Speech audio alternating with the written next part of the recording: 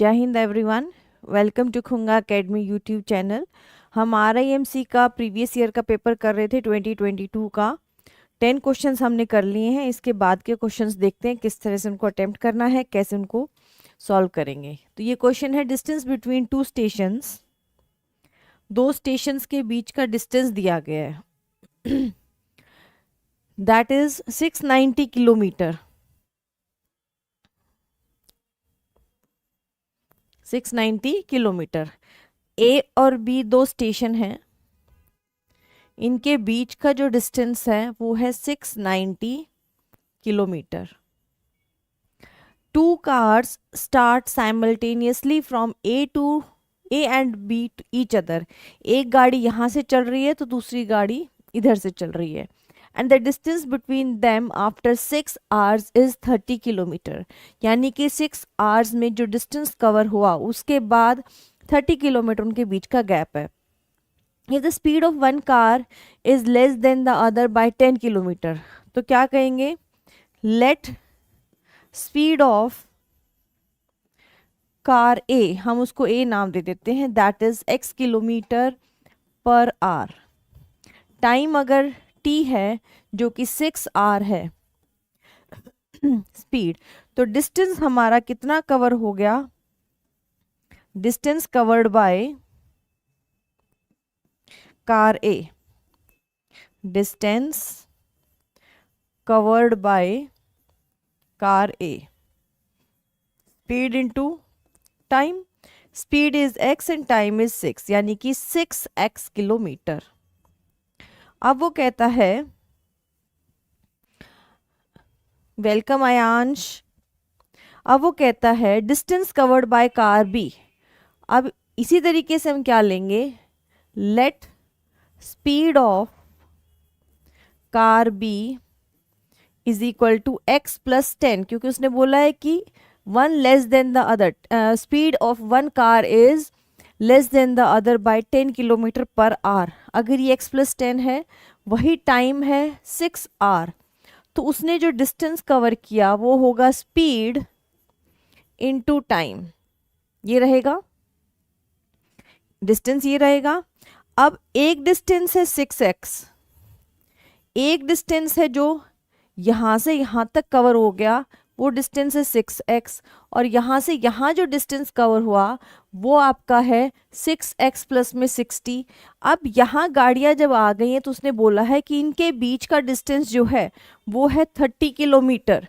यानी कि car A ने जो डिस्टेंस कवर किया प्लस कार B ने जो डिस्टेंस कवर किया प्लस जो 30 किलोमीटर है, वो टोटल डिस्टेंस आ गया 690। जब हम इनको सॉल्व करेंगे 12x, 90 उधर जाके डिवाइड में चला जाएगा, x की वैल्यू आ जाएगी 12 5 जा 60, यानी कि 50 किलोमीटर पर आवर।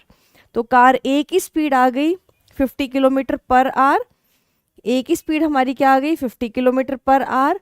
और कार B की जो स्पीड आ गई वो होगी x प्लस में 10, यानी 50 प्लस में 10 इज 60 किलोमीटर पर आवर। तो आपने पूरा एक एक स्टेप करके दिखा दिया और आपको इसमें फुल मार्क्स मिलेंगे। ये 10 मार्क्स का क्वेश्चन है, तो आपने स्टेप बाय स्टेप सारी चीज़ें करके दिखा दी।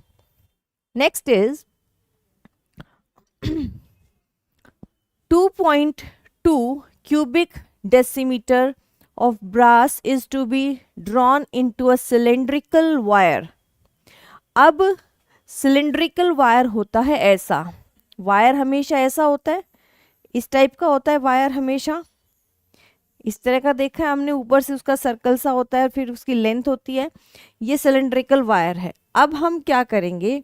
उसने बोला है 2.2 cubic metre decimetre of brass is to be drawn. ये जो है एक वॉल्यूम दिया है, कोई भी एक ब्रास की चीज़ है उसका वॉल्यूम दिया है आपको। Volume of brass is, volume of brass is कितना है? 2.2 क्यूबिक डेसीमीटर। ठीक है, क्यूबिक डेसीमीटर लग गया, मतलब कि वो वॉल्यूम है। अब क्या कहता है? सिलेंड्रिकल वायर बनानी है जिसका डायमीटर, तो क्या होगा? Radius of cylindrical wire, cylindrical wire क्या हो जाएगा, रेडियस इसका 0.25 सेंटीमीटर। ठीक है, अब ये डेसीमीटर में, ये सेंटीमीटर में तो बात नहीं बनेगी, हमें क्या करना पड़ेगा, चेंज करना पड़ेगा। 1 centimetre is equal to 1/10 decimetre, तो 0.25 centimetre is equal to 0.25 upon 10, यानी 25/1000 डेसीमीटर। ठीक है, यहाँ बिकॉज आपने ये मेंशन कर दिया कि यहाँ पे हमें सेंटीमीटर को हमने डेसीमीटर में चेंज कर दिया है। वॉल्यूम ऑफ सिलेंड्रिकल वायर क्या हो जाएगा, वो होता है πr²h, ये होता है πr²h। वॉल्यूम दे रखा है 2.2 क्यूबिक डेसीमीटर, यानी 22/10, pi is 22/7, r is 25 1 25, 25 4 100, that will be 1/40 into 1/40 into में हाइट हमें इसकी बतानी है। जब हम सारी वैल्यूज को सॉल्व करेंगे, 0 से 0 कैंसिल आउट, 22 से 22 कैंसिल आउट, 4 4 16 और 16 7 112, 112, तो हाइट कितनी आ जाएगी, 1120।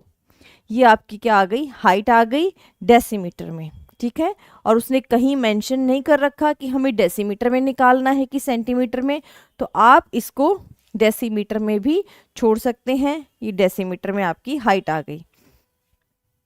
ठीक है, तो इस तरह से आपने क्वेश्चन को सॉल्व करना है। नेक्स्ट इज, ये दिया है कि the sum of 3 consecutive numbers is 156।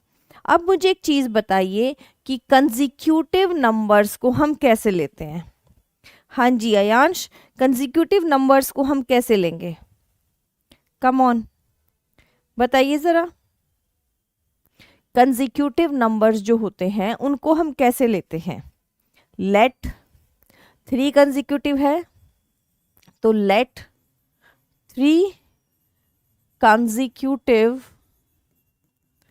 Numbers B आएंगे, क्योंकि कंसेक्यूटिव मतलब लगातार, लगातार नंबर है तो उसके बीच में एक एक का डिफरेंस होगा। ठीक, अब वो कहता है कि the sum of 3 consecutive numbers, तो अकॉर्डिंग टू क्वेश्चन क्या कह रहा है, क्वेश्चन में कहता है अकॉर्डिंग टू क्वेश्चन, वो कहता है कि ये जो 3 कंसेक्यूटिव नंबर्स हैं इनका जो सम है वो क्या है, 156 है।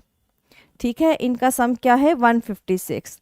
3x प्लस में 3 इज इक्वल टू 156, तो 3x इज इक्वल टू 156 में 3 सेकेंड 153, x की वैल्यू आ गई 51। ठीक है, फिर क्या लिखेंगे हम, सो द नंबर्स आर क्या है, 51, 52 एंड 53। ये हो गया, ये नंबर्स निकल गए। Which is find the number which is a multiple of 13 out of these numbers. 13 का मल्टीपल कौन सा है, 13 का मल्टीपल है 52। 52 इज द मल्टीपल ऑफ 13। ठीक है, इस तरह से आपने step by step her value को कंसिडर करके, इसको प्लस करके, सॉल्व करके आपने आंसर निकाल दिया। 13 का जो है मल्टीपल वो कौन है, 52 है। चलो नेक्स्ट क्वेश्चन पे चलते हैं। ये देखो, अब इवैल्यूएट, वैल्यू निकालनी है हमें 968 और ये दे रखा है 1375। तो मुझे ये बताइए कि यहाँ पे जब दे रखा है cube root of 968 plus cube root of 1375, तो आपकी शीट इस तरह से होगी। आपने रफ में ये करके दिखाना है कि 968 के फैक्टर्स क्या बनेंगे, और फैक्टर्स जो हैं हम प्राइम फैक्टर वाले मेथड से ही निकालते हैं। 2 4 ज़ा 8, 2 8 ज़ा 16, 2 4 ज़ा 8, 2 2 ज़ा 4, 2 4 ज़ा 8, 2 2 ज़ा 4, 2 1 ज़ा 2, 2 2 ज़ा 4, 2 1 ज़ा 2। अगेन दिस इज 11 1 ज़ा 11, 11 1 ज़ा 11, 1, और 11 1 ज़ा 11, और 1 3 7 5 क्या आ जाएगा, ये 5 से डिवाइड हो रहा है।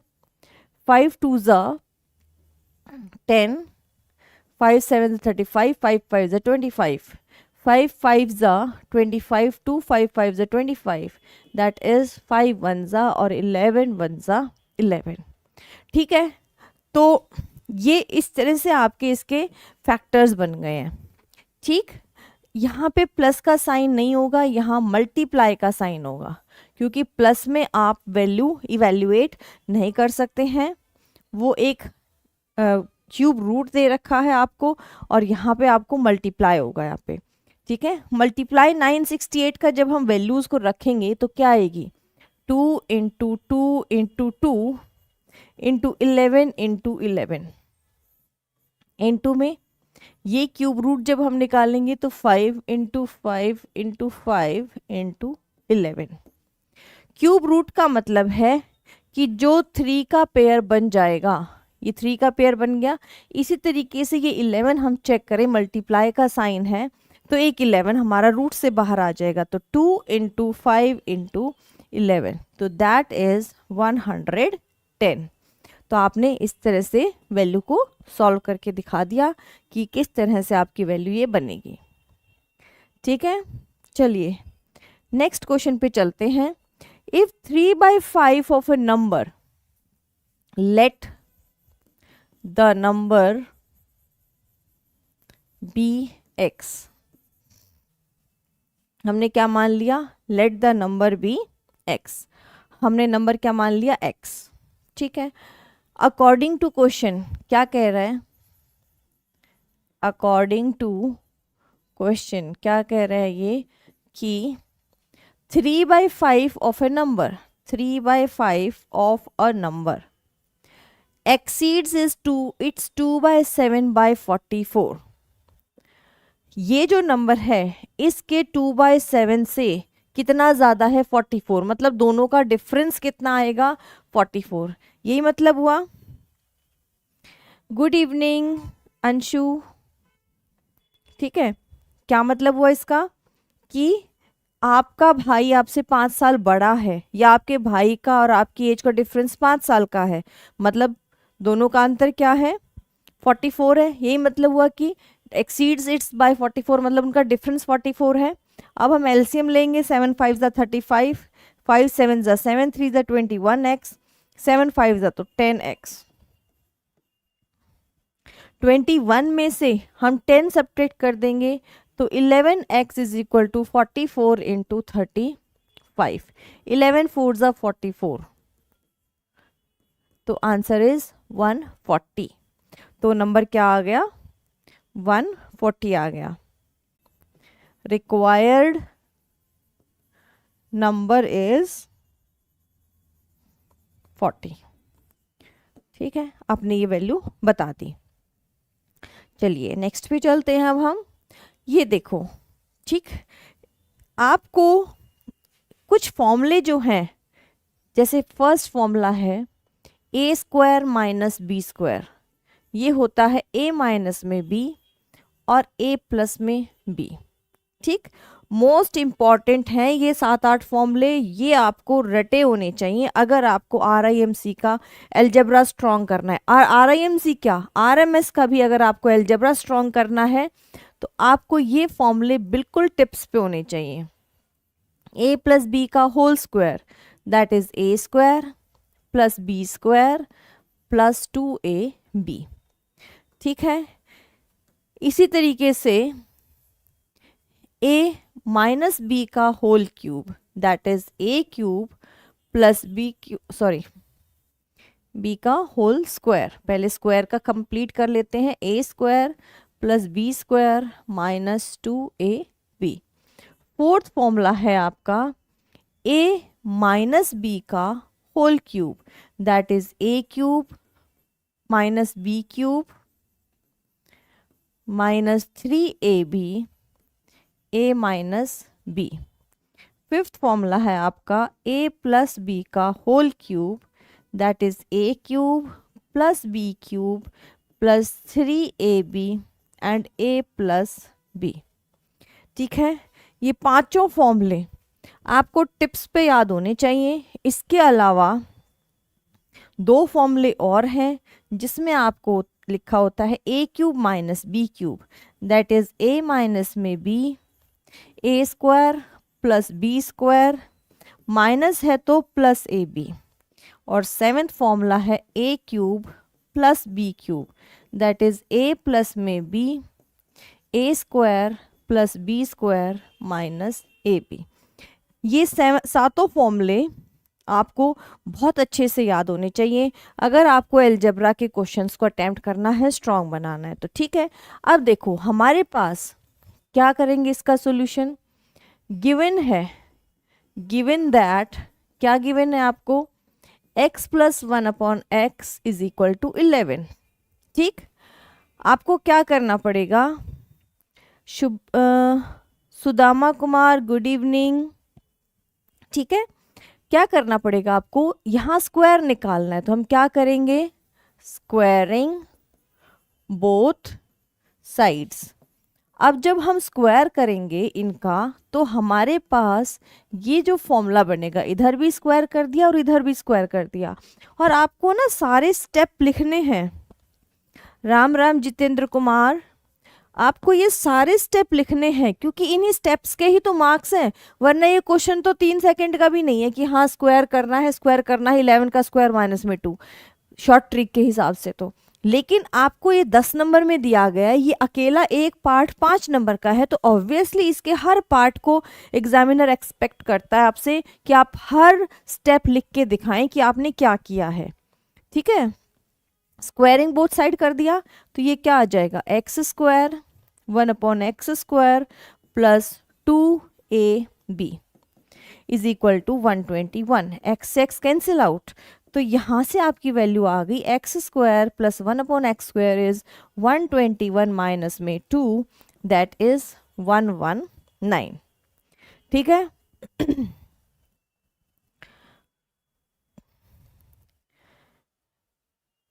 ओके गुड जितेंद्र, कॉन्ग्रेचुलेशंस, बहुत अच्छी बात है।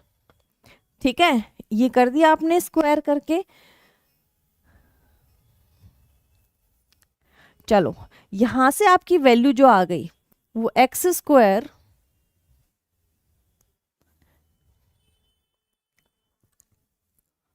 हमारी जो वैल्यू आ गई एक्स स्क्वायर 1/x स्क्वायर की वैल्यू आ गई 119।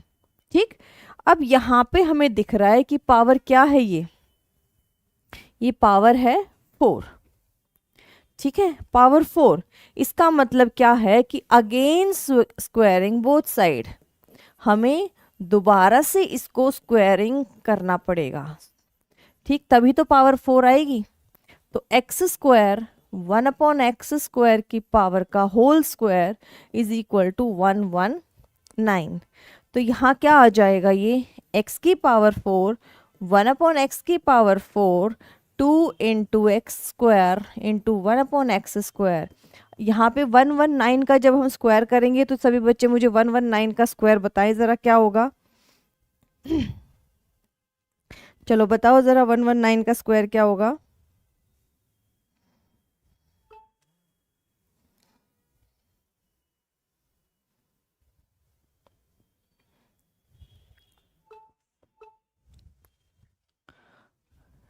क्या आएगा, ये 14161।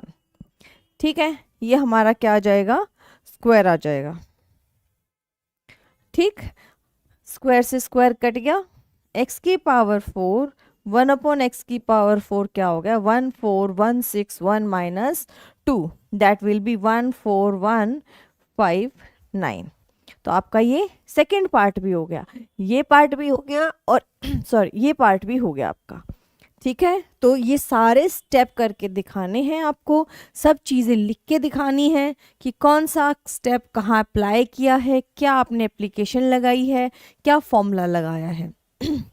ठीक है, जब आप यहाँ लिखो ना, एक चीज़ का ध्यान रखना ज़रा, कि जब आप ये यहाँ लिख रहे हो स्क्वायरिंग बोथ साइड करके, तो आप यहाँ मेंशन भी कर सकते हो कि a प्लस में b का whole square is equal to a square plus b square plus 2ab। यहाँ आप इसको मेंशन भी कर सकते हो कि ये फॉर्मूला लगा है। ठीक है, चलिए नेक्स्ट क्वेश्चन पे आते हैं। क्या कह रहा है, in an auditorium 300 tickets were sold. एक ऑडिटोरियम में 300 टिकट्स बेची गई हैं। टोटल टिकट्स कितनी थी, 300। The total sale of tickets was ₹1250। ठीक है, इन 300 टिकट्स को बेचकर जो पैसा कमाया गया है वो है 1250, 1250 if the ticket were of two denominations of rupees this and this. अब कहीं भी आप जाते हो, आप हॉल में जाते हो मूवी देखने के लिए, तो जो फ्रंट की आगे की सीट्स होती हैं उनका प्राइस जो है ज़्यादा कम होता है, और जो पीछे की सीट्स होती हैं उनका प्राइस ज़्यादा होता है। आगे वाली सीट का मान लो पर हेड एक सीट का आपको 200 रुपये आ रहा है, तो पीछे की सीट्स का आपको 300 उसका क्या आता है, अमाउंट होता है एक पर हेड का। ठीक है, तो वही चीज़ ये है कि सॉल्यूशन में हम क्या लिखेंगे, let ticket of ₹2.50 BX and ticket of ₹5 BY। मतलब जो ढाई रुपये वाली टिकट है वो एक्स टिकट्स हैं। ठीक, मान लो 10 है 20 है पता नहीं कितनी है, 2.5 रुपये वाली टिकट्स जो है वो एक्स हैं, और जो 5 रुपये वाली टिकट है वो मान लो वाई है। ठीक है, तो यहाँ पे अकॉर्डिंग टू क्वेश्चन हमारा क्या बनेगा, उसने बोला है टोटल है 300 टिकट्स। टोटल टिकट्स मतलब जो एक्स तरह की और वाई तरह की टिकट्स हैं वो 300 हैं, और जो पैसा कमाया जा रहा है 2.5 रुपये की अगर एक टिकट है तो एक्स टिकट के लिए क्या कर दोगे, 2.50x 5y is equal to कितना पैसा, 1250। ठीक है, ये आपकी दो इक्वेशन बन गई, इक्वेशन 1 एंड इक्वेशन 2। ठीक है, मल्टीप्लाइंग आपको लिखना है यहाँ पर कि multiplying equation 1 by 5 and subtracting both 1 and 2। ठीक है, और 1 एंड 2 को आप सब्ट्रैक्ट करोगे, 5 से मल्टीप्लाई किया तो ये हो गया 5x plus 5y is equal to 1500, और ये क्या हो गया 2.50x plus 5y is equal to 1250। और जब भी सब्ट्रैक्ट किया जाता है तो उसके साइन चेंज किए जाते हैं। साइन चेंज करने से 5y 5y कैंसिल, 5 में से 2.50 रुपीज़ तो 2.50x इज इक्वल टू 0, ये हो गया 250। ठीक है, तो x टाइप की जो टिकट्स हैं वो कितनी होगी, डिवाइड करके 100। ठीक है, और आगे आपको लिखना है put x in equation 1। Put x in equation 1। जब x की वैल्यू को इसमें रखोगे, x की वैल्यू कितनी है 100 plus y is equal to 300, तो y की वैल्यू क्या आ जाएगी, 100 उधर जाके माइनस का हो जाएगा तो ये आ जाएगी 200। यानी x की वैल्यू आपकी यहाँ से क्या आ गई, x की वैल्यू आपकी आ गई ये, और x की वैल्यू को 1 में पुट करने से आपकी y की वैल्यू आ गई 200। ठीक है, तो इस तरह से आपने क्या बता दिया कि how many of each denominations were sold. हर दोनों तरह की टिकट्स जो हैं, 2.5 रुपये वाली तो 100 टिकट्स थी और 5 रुपीज़ वाली आपकी 200 टिकट्स थी जो बेची गई हैं। ओके, तो इस तरह से आपने सॉल्व करके दिखाना है। आपके आरएमएस और सैनिक स्कूल में तो ऑप्शंस होते हैं, जो ऑप्शन आपके सेटिस्फाई करे इक्वेशन को वो आपका आंसर है। ठीक है, चलिए next is question number 18। A die is tossed once. जब भी डाइस को टोस्ट किया जाता है, ठीक है, जब डाइस को टोस्ट किया जाता है, if dice is tossed once, dice होता है जो पास आप खेलते हो, सांप सीढ़ी का गेम जब खेलते हो तो उसमें जो डाइस होता है उसके जो फेसेस होते हैं उस पर क्या होता है, 1 2 3 4 5 6 ये होता है। तो if dice is tossed one, possible outcomes are, possible outcomes are, क्या हो सकते हैं पॉसिबल आउटकम? या तो 1 आएगा, आप जब खेलते हो डाइस तो क्या होता है, या तो 1 आता है या 2 आता है या 3 4 5 6 इनमें से कुछ आता है। तो पॉसिबल का आउटकम्स आर 1 2 3 4 5 6, i.e. 6 आउटकम, मतलब 6 में से कोई एक आउटकम, ठीक है। अब क्या कहता है वो, getting an even prime number, first part में कहता है even prime number. Even prime number क्या है?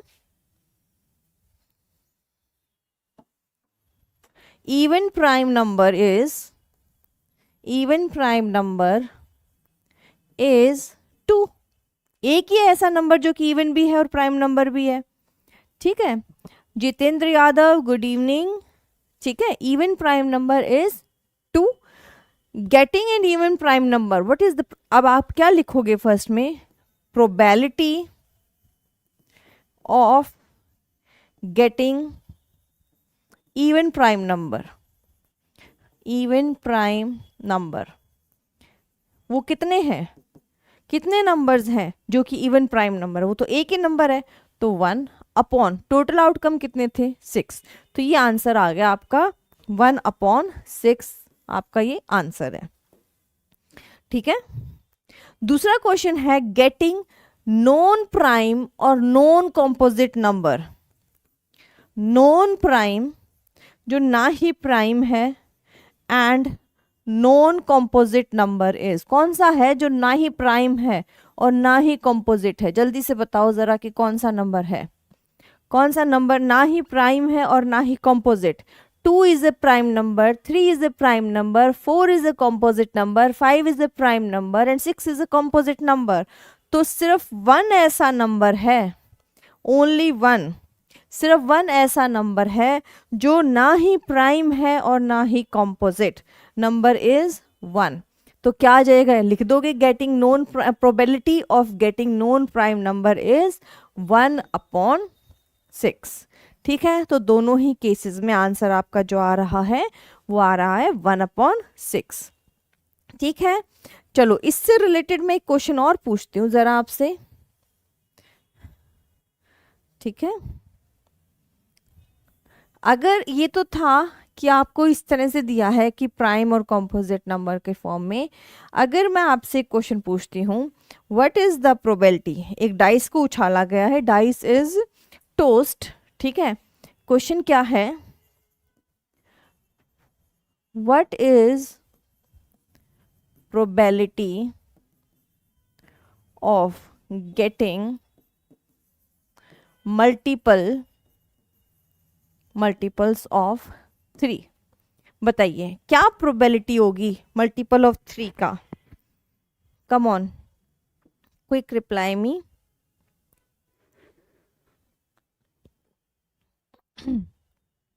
हाँ जी बेटा, चलो बताओ, probability of getting multiples of 3, अगर एक बार डाइस को उछाला गया है तो टोटल आउटकम क्या है? टोटल आउटकम होंगे 1 2 3 4 5 6, है ना, तो यानी टोटल आउटकम होगा 6। मल्टीपल ऑफ 3 का क्या मतलब हुआ? मल्टीपल ऑफ 3 का मतलब है 3 और 6, बस, इससे ज़्यादा थोड़ी लोगे, क्योंकि डाइस में 6 से ज़्यादा नंबर तो होते ही नहीं है, तो 3 के मल्टीपल कौन से हो गए? 3 और 6 यानी 2। तो प्रोबेबिलिटी क्या हो जाएगी? प्रोबेबिलिटी हो जाएगी 2/6, दैट इज 1/3, ठीक है। तो इस तरह से आपने इसको सॉल्व करना है। प्रोबेबिलिटी ऐसे पता करते हैं हम। ठीक है, अब क्वेश्चन आता है कि what is the probability of getting, next question मैं आपसे पूछती हूँ, what is the probability of getting a number greater than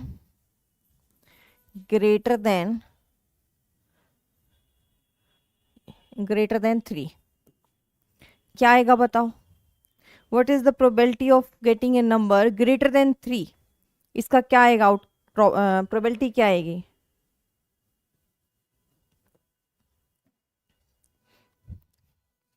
total outcome तो पता है 6 है, probability of getting a number greater than 3, possible outcome क्या होंगे? ग्रेटर देन 3, उसमें 3 इंक्लूड नहीं है, तो 4, 5 या 6, तो प्रोबेबिलिटी क्या बन जाएगी? Probability 1, 2, 3, 3/6 that is 1/2। इसमें एक चीज का ध्यान रखना प्रोबेबिलिटी में कि श्योर इवेंट की जो प्रोबेबिलिटी होती है, श्योर इवेंट की जो प्रोबेबिलिटी होती है आपकी,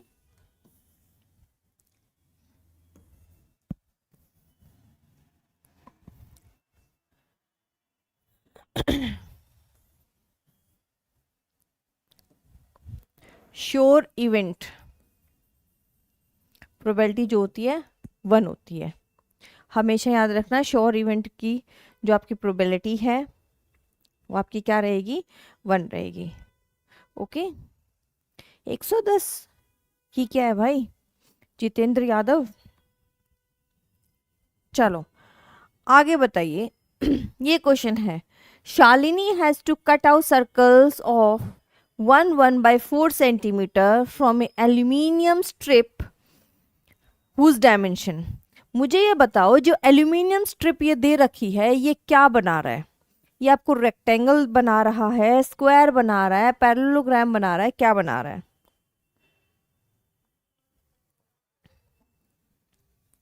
ये क्या है dimensions?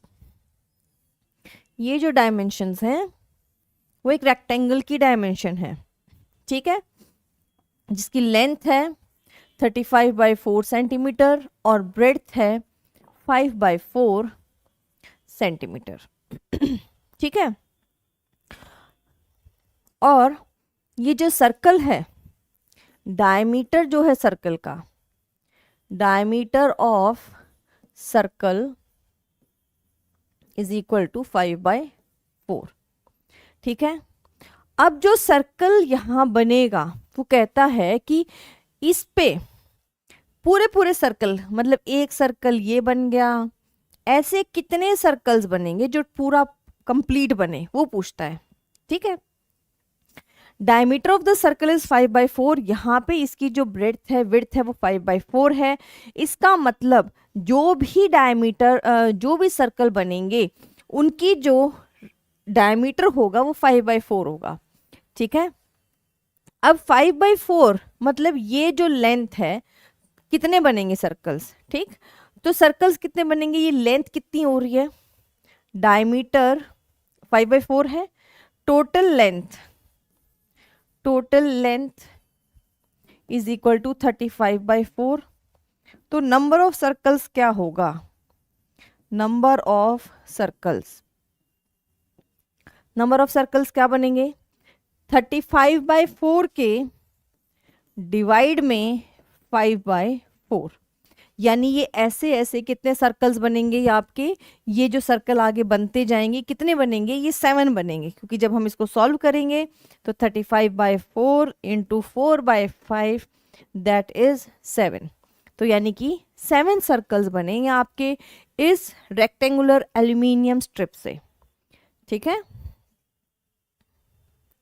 Next is rectangle PQRS, angle OPQ, ये वाला एंगल 48 है, RSQ निकालना है, ये वाला एंगल निकालना है हमें। ठीक है, तो हम यहाँ पे क्या लिखेंगे? यहाँ हम लिखेंगे angle 1 is equal to 90 degree minus angle OPQ। तो 90 डिग्री माइनस 48 दैट इज 42। ये हमारे पास 42 आ गया। तो यहाँ क्या आएगा, angle 1 is equal to angle 2, because ये क्या बन जाता है, ये कोई, क्योंकि हमें यहाँ लिखना है because diagonals of a rectangle bisect rectangle are equal and bisect each other। जब बाइसेक्ट करेंगे तो एंगल 1 इक्वल टू एंगल 2 हो जाएगा। आइसोसेल्स ये जो ट्राइंगल है PSO, ठीक है, angle 1 is equal to angle 2, diagonals of a rectangle are equal and bisect each other, therefore angle 2 is equal to 42 degree. अब ये 42 डिग्री हो गया, तो angle RSP is equal to 90 degree, angle of a rectangle आप mention कर देंगे। तो यहाँ एंगल 2 आपको कितना मिल गया था, एंगल 2 आपको मिल गया था 42 degree, therefore angle 3 is equal to 90 degree minus 42 that is 48 degree. ठीक है, आपने ये मेंशन कर दिया कि किस तरह से 48 डिग्री आपकी लेंथ बनी। तो आज की क्लास हम यहीं ओवर करते हैं।